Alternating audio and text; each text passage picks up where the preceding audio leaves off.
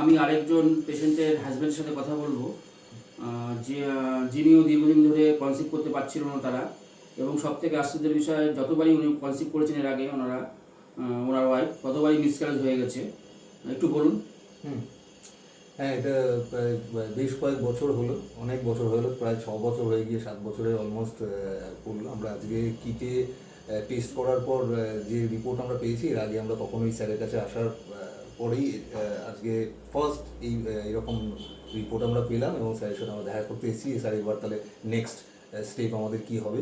হ্যাঁ, তো এটা আমি অসংখ্য আমি ধন্যবাদ বলাটাও স্যারকে আমার মনে হয়েছে ছোটো করা হবে। তো আমার জাস্ট বলার কিছু নেই। শান্তিনতা হোমিও ক্লিনিক বারাসাতে এসে আজকে আমি এই কবার মিসক্যারেজ হয়েছিল? এটা প্রবাবলি হয়েছে প্রায় 3বার তো হয়েইছে। 3বার মিসক্যারেজ হয়েছিল, কিন্তু আমার কাছে খুব অল্প সময় এসেছিলেন। আমাকে এসছে 9/11/2025, আর আজকে হচ্ছে 21/12, আর আজকে হচ্ছে আপনার 10 তারিখ 10/2/2026। 2 মান্থের মধ্যে পসিবল হলো। অ্যালোপ্যাথিক ডাক্তারবাবুরা কি বলেছিলেন? মানে তো ডাক্তারবাবুকে দেখিয়েছেন অ্যালোপ্যাথিক?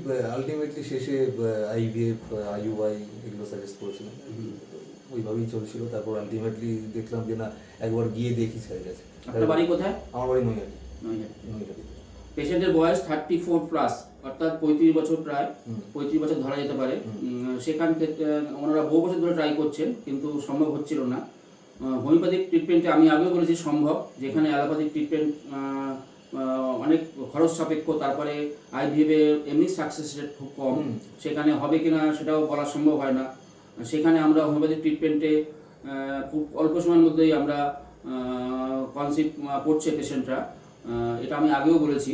বহু পেশেন্ট, ওনার মধ্যে বহু পেশেন্ট। তারপরে আরও ক্রিটিক্যাল ছিল, ওনার ওভারিতে সিস্ট ছিল, দুদিকের ওভারিতেই প্রচুর পরিমাণে সিস্ট ছিল, এগের কোয়ালিটি খুব কম, খুব খারাপ ছিল। সেখান থেকে খুব অল্প সময়ের মধ্যে 2 মাসের মধ্যে সম্ভব হলো।